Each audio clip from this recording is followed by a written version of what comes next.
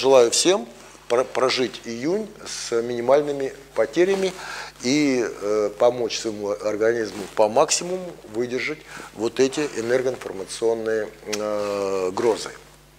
И состояние здоровья, и о бизнесе, любовных отношениях и контактах. Поэтому подписывайтесь на наши индивидуальные прогнозы по всем знакам. Добрый день! Сегодня воскресенье, 19 мая, и мы делаем прогноз на июнь 2019 года. Сегодня новолуние, полнолуние, 21, то есть послезавтра, Солнце входит в знак Близнецы, и до 21 июня оно будет находиться в этом знаке Близнецы. Интересно тоже, вот очень много сейчас будет феноменов астрологических, астрономических. Ну, в частности, завтра Сатурн войдет в соединение с нисходящим лунным узлом, который находится в Козероге. Марс сейчас находится в оппозиции в знаке Рака, сформирует эту оппозицию к Сатурну и к нисходящему лунному узлу. И поэтому легкое, что называется, негативное состояние биосферы в конце мая, оно дальше будет только усугубляться, и как видно на графике, вот это вот кривая состояние биосферы достигнет своего такого пика где-то в период с 6 по 16-17 июня. Мы, когда делали прогнозы на апрель, вот так называемый черный апрель, я говорил о том, что вот это негативное состояние биосферы, аналогичное июньскому, оно послужит неким запалом для тех политических и общественных потрясений, которые будут в июне месяце. И в этом контексте мы можем проверить и тот прогноз, что называется, который был делан в марте на апрель, и там, что называется, с дальней перспективой на июнь. В июне из-за чего такое напряженное состояние биосферы? Дело в том, что вот эти фазовые расположения планет и светил, они создают либо зоны высоких, таких минорных вибраций, либо низких, мажорных, давящих вибраций. И наша Земля, я иногда сравниваю ее с кораблем, но, наверное, будет точнее сравнить ее с подводной лодкой, которая вынуждена в какой-то момент погружаться вот в эту зону дисгармоничных или низкочастотных вибраций. И в этом контексте наша энергетика, наша аура, она вот этим слоем, так сказать, плотных астральных энергий закрывается от более тонких, высоких божественных вибраций. Поэтому можно говорить, что плотные там и темные инфернальные астральные силы, они как раз вот на этой глубине, вот на этих вот низких энергиях, они будут более сильно влиять на биосферу Земли, на жизнь людей, на взаимоотношения, на политические и другие события.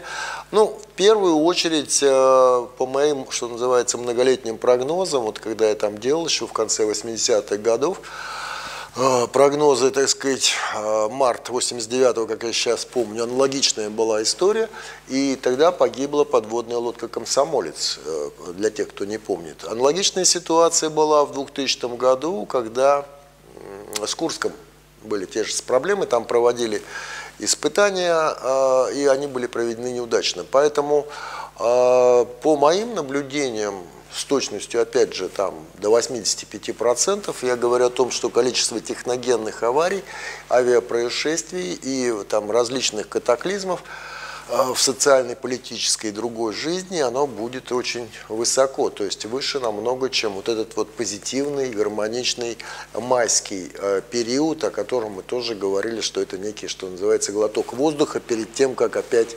занырнуть в июне в более плотную вот такую дисгармоничную зону.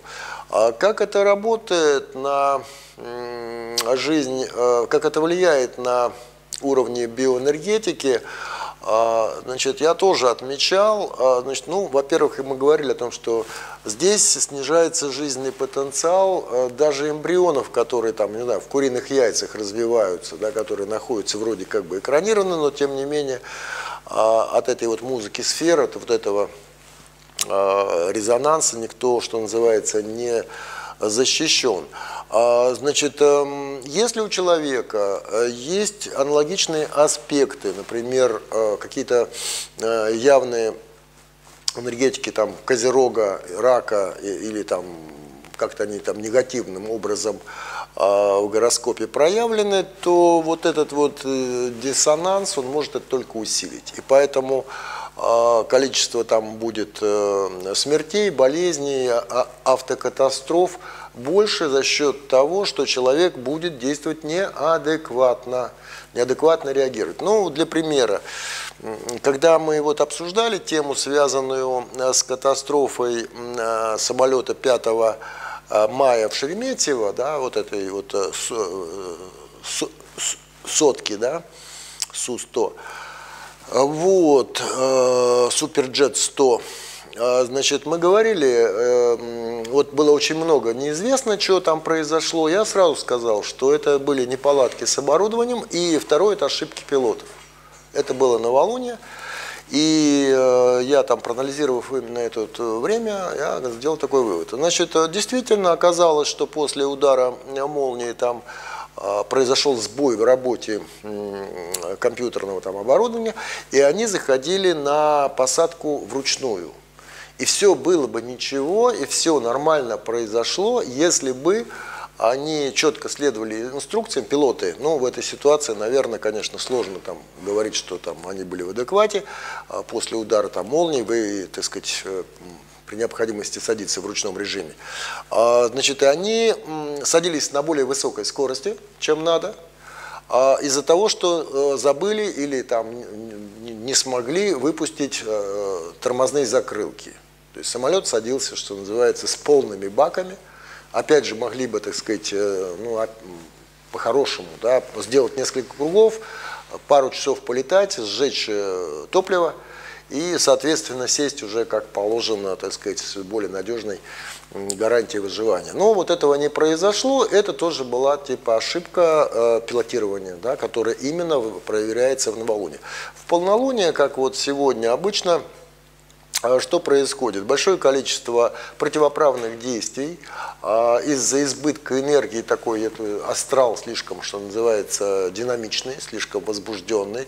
Большое количество самоубийств, потому что тоже человека, так сказать, изнутри подсознания очень реактивное, подталкивают его к разным, что называется, неадекватам. Эпилептические припадки. Опять же, из-за того, что энергия не очень правильно там распределяется в голове и активизирует не те центры. Лунатизм у особенных там детей, которые этим могут страдать.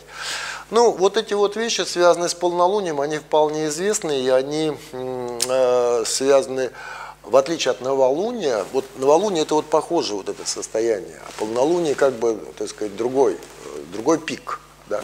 Вот мы здесь вот в это долгое время как бы будем находиться в зоне вот таких застойных энергий новолуния, и к этому надо подготовиться. Каким образом? Значит, во-первых, нужно просто понимать, какие аспекты будут работать, какие планеты будут работать и как нас будут, что называется, эти энергии провоцировать на те или иные там действия или отношения. Ну вот в июне 3 числа произойдет новолуние.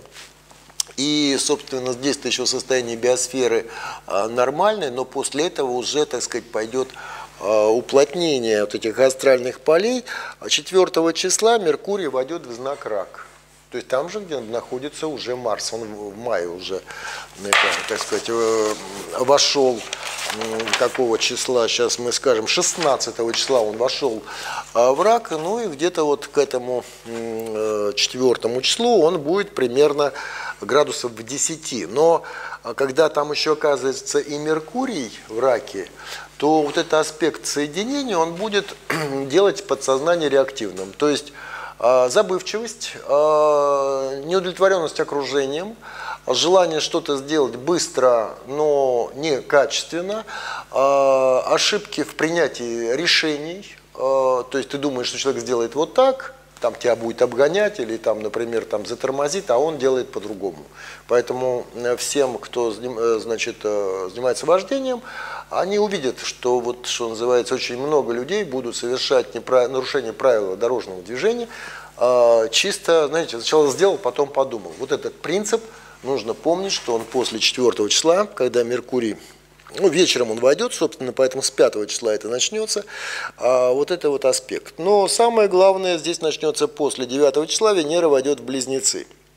Венера в Близнецах, и к тому времени мы помним, что и в Близнецах будет находиться Солнце после 21 мая, значит, она будет формировать, так же как Солнце, оппозицию к Юпитеру в знаке Стрелец. Что это такое? Это вот желание поконфликтовать с начальством или в коллективе. То есть вот эти вот отношения, какие-то невыполненные обязательства, какие-то старые дела, какие-то старые там обещания, долги и прочее. Вот это все всколыхнется после 9 июня.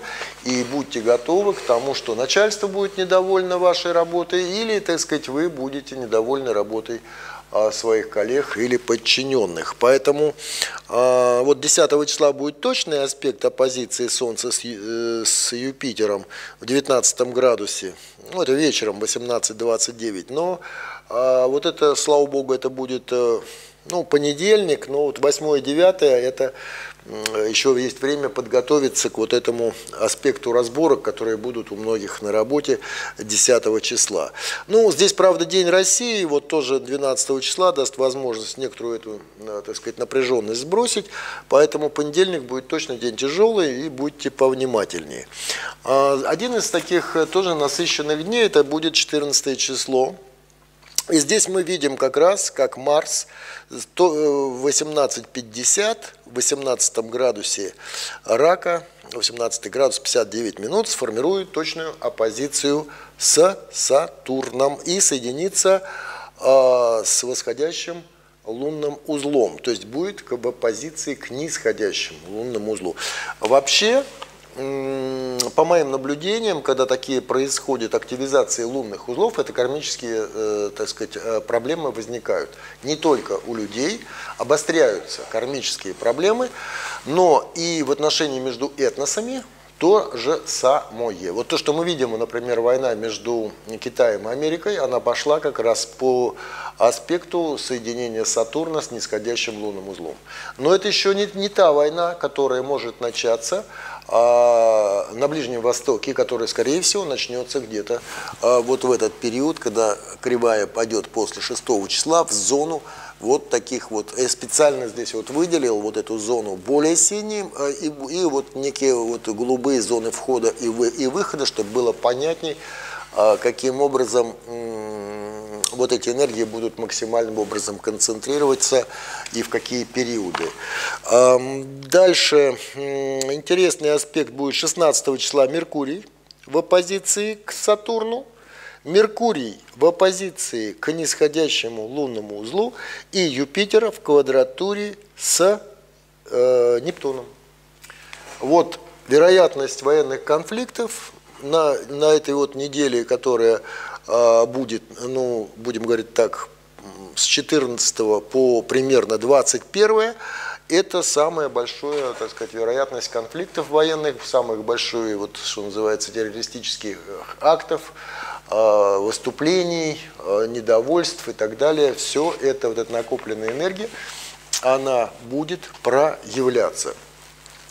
Также можно говорить о том, что вот 17 будет полнолуние, и здесь же Марс 18 числа соединится, точнее Меркурий соединится с Марсом в 21 градусе 32 минуте, знак Рака. Вот это интересные дни, но они чем они интересные? Раньше в это время разливался Нил. Ну, он, вернее так, он разливался 17 июля, но начиналась как бы подготовка. То есть пока там вода там с вершин этих самых гор, значит, африканских, так начинают таять ледники, она начинает потихонечку туда к низовьям спускаться. Вот. А вот это вот соединение Марса с Меркурием произойдет вместе с планетой, которая со звездой, которая предвещала разлив Нила, с Сириусом. Он восходил как раз 19 июля, там 17-19 июля, восходил на широте Египта, и вот вода как раз, которая приходила, значит, с середины африканского континента, она приходила как раз в Египет. Вот, поэтому здесь мы говорим о том, что вот в районе 17-18 здесь на самом деле кривая будет выходить уже из этой вот зоны, вот эта вот зона, она такая позитивная, она даст глоток некого свежего воздуха, она даст возможность обновления, договориться на каком-то более духовном, более тонком космическом уровне, не решить его накопившиеся проблемы. Поэтому, если здесь эта зона будет преодолена без потерь, что весьма маловероятно, значит, то вот здесь можно будет подготовиться к следующей зоне негативной, которая начнется уже в третьей декаде. И она не настолько может быть плотная, но она как вот гроза, так сказать, основная часть прошла, потом некая передышка, потом второй этап. С чем это будет связано, вот эта третья декада, вот эта аномалия? Ну, 21 числа будет летнее солнцестояние. Солнце войдет в знак Рак. 18 часов 55 минут. Значит, 23 числа Сатурн будет в оппозиции к восходящему лунному узлу в 18 градусе 23 минуте. Значит, там дело в том, что то Сатурн ретроградный, и, соответственно, то догоняет этот самый узел, то наоборот, так сказать, тормозит, значит, его соединение с ним. Но вот факт тот, что в 16:55 23 числа будет еще одно точное соединение Сатурна с нисходящим лунным узлом, и в 19:46 Венера сделает вот эту оппозицию к Юпитеру в знаке Близнецы, в 17 градусе Близнецов, а Юпитер, соответственно, в 17 градусе Стрельца. При этом тоже интересно, что Венера одновременно к этому сделает квадрат на Нептун. То есть будет оппозиция и замкнется так называемый Тау-квадрат с Нептуном. Вот это уже говорит о возможности взрывов, экологических катастроф, пожаров на море, проблем с жидкими веществами, там нефть, сжиженный газ. Вот эти вот вещи мы здесь можем вот этого ожидать, и нужно будет помнить, очень осторожно относиться с бензином, со спиртом, с любыми кипящими там веществами, то есть с жидкостями, где есть скрытая энергия. Вот это вот как раз для третьей декады будет характерно. Кроме того, здесь очень, что называется, нужно помнить, любое слово в это время будет, слово там и дело будет иметь такую, я бы сказал, взрывоопасную, так сказать, тенденцию. Поэтому помните о том, что третья декада июля, вот если все вопросы какие-то можно накопившиеся во второй декаде решить здесь вот на переходе, то здесь уже эти вопросы нерешенные, они могут очень сильно вас колыхнуть, вот, и разрушить. Вот то, что еще раз я вам напоминаю, то, что Сатурн в соединении с нисходящим лунным узлом, Марс в оппозиции к Сатурну, к нисходящему лунному узлу, это такие зловредные, жесткие, тяжелые планеты, они очень сильно могут изменить вашу судьбу. Поэтому здесь нужно как по тонкому льду, и отношения вообще это лучше не выяснять ни с кем. То есть это там, что называется, чисто принцип дзюдо, да, так сказать, используйте силу противника так сказать, уклоняясь от его, что называется, прямолинейных действий, именно в виде таких вот, ну, называется такой принцип в карате таи собаки, так сказать, называется метод финтов и уклонов. Вот этот метод финтов и уклонов, он здесь вот только в такие вот периоды он и работает. То есть да и нет не говорите, черное белым не называйте, говорите может быть, да я подумаю, с этим надо переспать и так далее и тому подобное. То есть здесь многие, так сказать, прямые нерешенные проблемы могут быть разрушительными для судеб большого количества людей, тем более, когда там делают инвестиции в такие периоды или пытаются договора подписывать. Какие тут договора, когда вот здесь будут разрываться старые отношения между странами и вот это вот, я говорю, хорошо, если будет только война чисто экономическая, в чем я не уверен, а здесь будет горячее действие, а здесь будет продолжение. То есть дипломатам придется потрудиться. Июнь, он месяц, ну, если мы еще помним, что Трамп тут близнец. Он будет отмечать день рождения в июне. И отмечая день рождения, и делая, соответственно, соляр, создавая соляр на вот этих плотных энергиях, можно ожидать, что у него будет плохой соляр. И плохой соляр – это, соответственно, неадекватное действие, и, соответственно, для всей страны это потом может отразиться. Кстати, он, вот когда я делал там в 2016 году, кто победит, там Клинтон или Трамп, я говорил, что победит Трамп, но у него будет в течение 2 лет опасности получить импичмент. То, что он действительно его, так сказать, пытались скинуть, и то, что 2 года его там прессовали после вступления в должность, это все мы сейчас видим, это факты. Но он удержался. А это большой тоже плюс. Это большой плюс для человека, который может, вот, что называется, лавировать или находить людей, которые ему там спину прикроют, или адекватным образом проявляться. Но здесь мы говорим о том, что на него будут новые наезды. И более того, там очень серьезные могут быть в Конгрессе и в Америке возмущения, волнения и так далее. Ну, это поживем, что называется, увидим, но мы говорим о том, что Америка близнецы по асценденту, и, соответственно, вот эта дисгармоничная энергия июня колыхнет весь этнос. Вот. Как конкретно...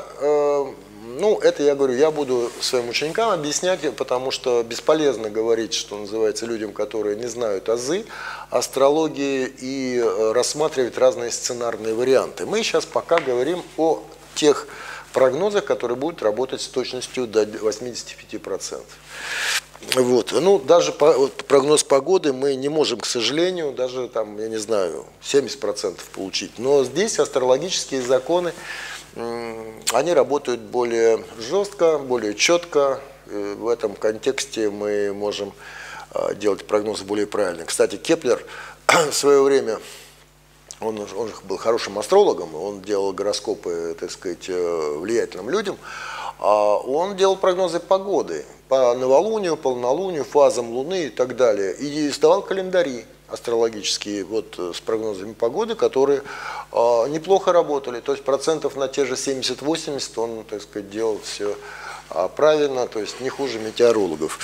Вот. Но 27 числа Меркурий уйдет из Рака и начнет потихонечку разруливаться вот эта вот ситуация оппозиции Сатурна с Марсом и с нисходящими лунными узлами. Поэтому мы говорим о том, что в конце вот это вот состояние биосферы начнет медленно подниматься в зону менее таких вот дисгармоничных значений и напряжений. Поэтому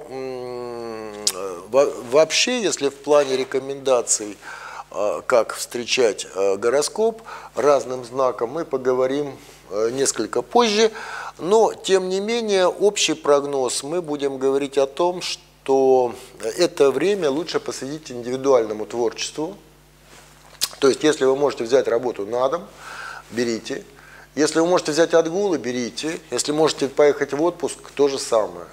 То есть здесь вот эти вот колыхания, и когда, так сказать, Земля будет находиться в этой зоне инфернальной, лучше, так сказать, выдержать вот эту давиловку, создавая обратное противодействие, да, накачивая энергетику и создавая более стабильное аурическое поле, потому что когда мы говорим, что вот внешние вот эти вот наши яйцо, да, оно многослойное, вот первый удар принимает ментальное тело, потом принимает уже астральное, только потом уже эфирное, которое эфирное влияет уже на работу органов и систем через систему биологически активных точек и меридианов. Вот поэтому, если мы, что называется, на первой линии обороны на ментальном уровне выдержали вот это, так сказать, негативную информацию, на энергетическом уровне мы своему телу помогли, там, допустим, позанимались, там, зарядку поделали, правильное питание туда-сюда, то тогда на эфирном уровне у нас потери или там давление, или дисгармония будет минимальная. Поэтому желаю всем прожить июнь с минимальными потерями и помочь своему организму по максимуму выдержать вот эти энергоинформационные грозы. Более подробный прогноз вы можете получить, подписавшись на наши графики, и значит, получить их в более таком детальном, развернутом виде, где мы будем говорить и о состоянии здоровья, и о бизнесе, любовных отношениях и контактах. Поэтому подписывайтесь на наши индивидуальные прогнозы по всем знакам, где будет более детально разобрано каждый период месяца.